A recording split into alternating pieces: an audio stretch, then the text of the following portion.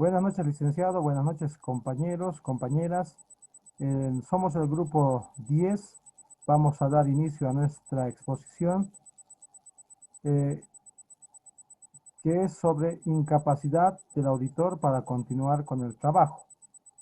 Los integrantes del grupo son Mamani Pérez Daniela, Mamani Poma Teófilo Rodolfo, Mamani Quispe Joel Elías, Mariaca Terrazas Giovanna, quienes estamos para servirles en cualquier momento y vamos a iniciar de esta manera. Por favor, invitamos a la compañera Mamani Pérez Daniela.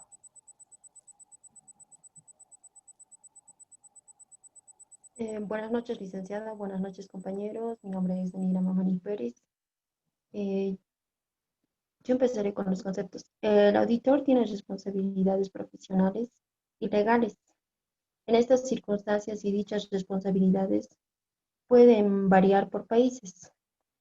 En algunos países, por ejemplo, el auditor puede tener derecho o se le puede requerir hacer una declaración o reportar a la persona o personas que hicieron el nombramiento de la auditoría. O en algunos casos, también, dada la naturaleza excepcional de las circunstancias y las necesidades de considerar los requisitos legales. El auditor considera si busca consejo legal al decidir si se retiran de su trabajo. Si el auditor concluye que no es posible seguir desarrollando la auditoría como resultado de, de una representación errónea, resulta de fraude o presunto fraude, cuando cuando el auditor pone en duda su capacidad para seguir con el trabajo, puede ser por ciertos motivos, o por ciertos motivos dentro o fuera de la entidad.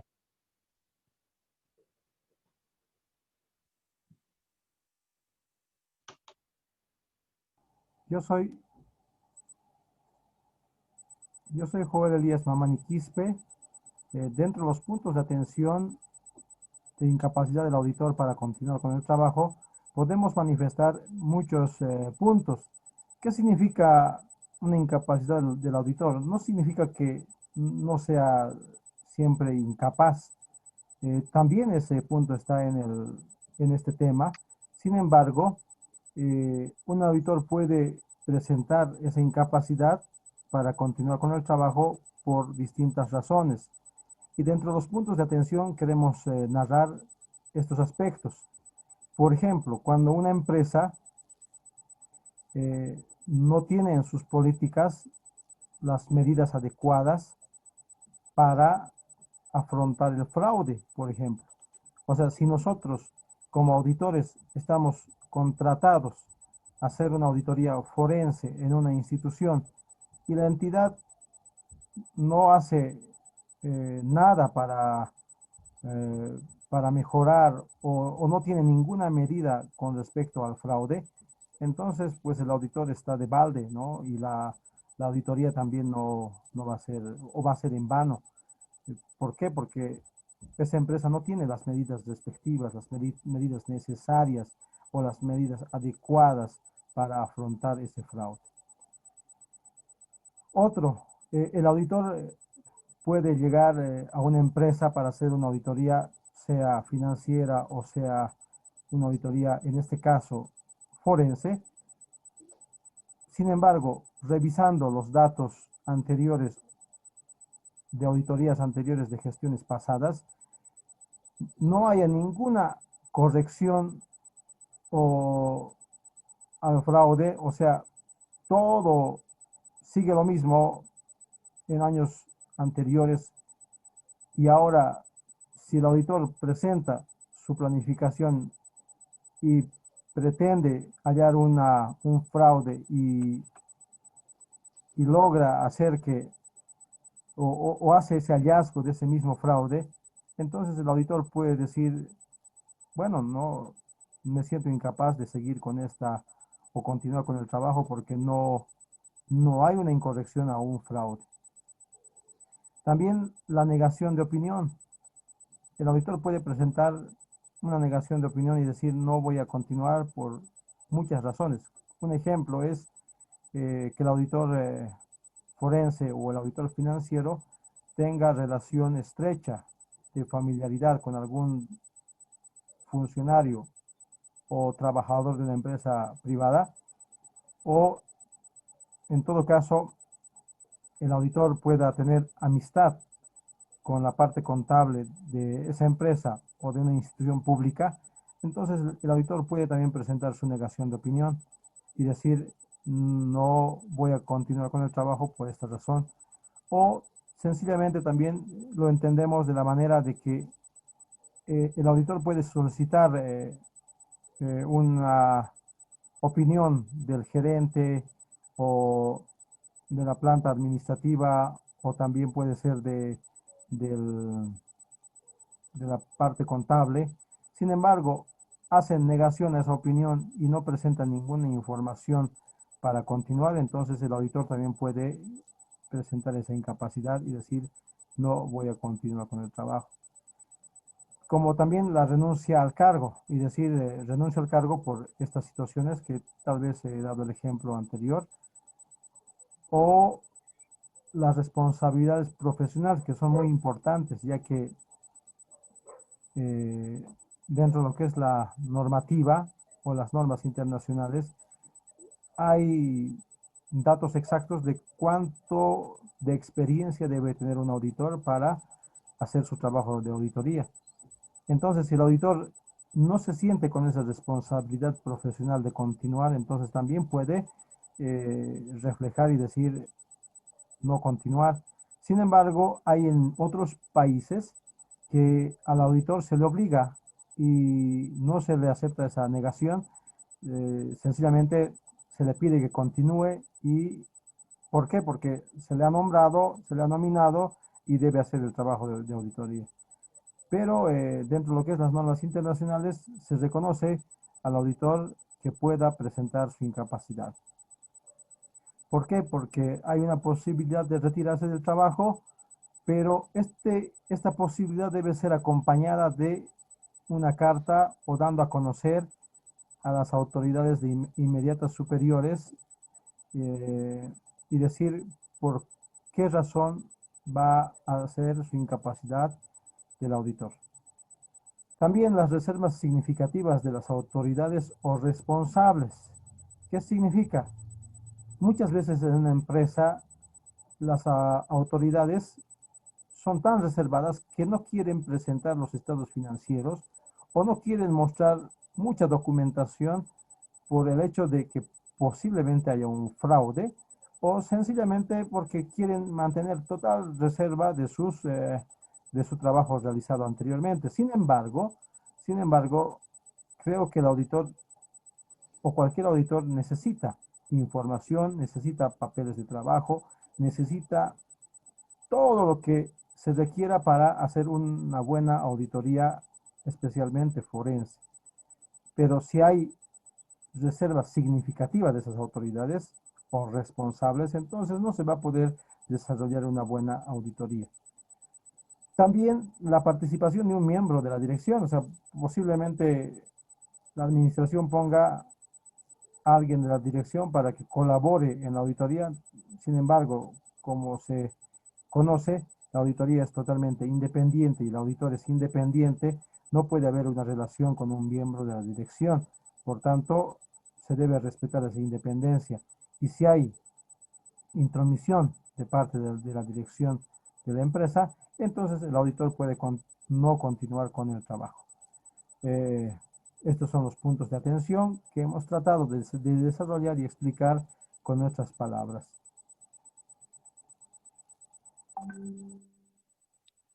Buenas noches, licenciado, y buenas noches, compañeros. Yo les voy a hablar sobre los aspectos destacables. En estos casos, en los que se recomienda obtener asesoramiento jurídico, serán las aplicaciones, las disposiciones legales sobre renuncia al encargo de auditoría.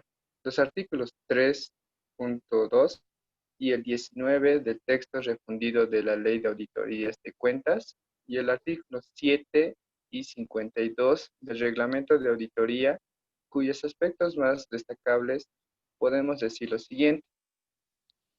Se requiere la existencia de justa causa para renunciar al cargo y se considera justa la causa a la existencia de amenazas que comprometan la independencia u objetividad de la auditoría e imposibilidad absoluta de realizar el trabajo por circunstancias no imputables al auditor.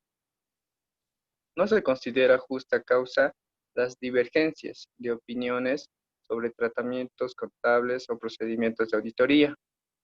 Eso nos quiere decir que si no te pones de acuerdo con otro auditor sobre lo que están realizando, no significa que sea una causa por la cual puedas renunciar.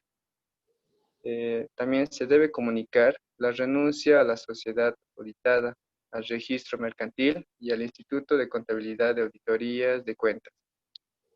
Como en cualquier renuncia que se realiza, se tiene que informar a la junta directiva o a la asamblea de socios, a quienes se debe también explicar cuáles son las causas por las que cuál vas a renunciar al cargo que tienes.